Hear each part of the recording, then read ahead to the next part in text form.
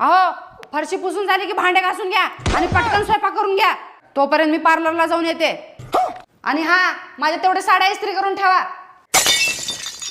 हिच्या बापाचा का नोकर आहे का मी? बघेल ते काम मला सांगते. हो मिस्टर, काय? तुम्ही लोनसाठी कॉल केला होता काय? होय होय मॅडम, केलतो की.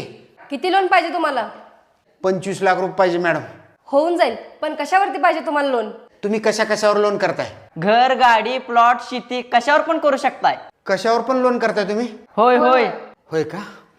बरं मला सांगा, मी जर लोन नाही भरलो तर काय होते? जर तुम्ही लोन नाही भरला, ज्या वस्तूवर लोन केले ती वस्तूच आम्ही घेऊन जातो आणि ती बँकेत नेऊन जमा करतोय आणि ती वस्तू तुम्हाला कधीच परत मिळत नाही.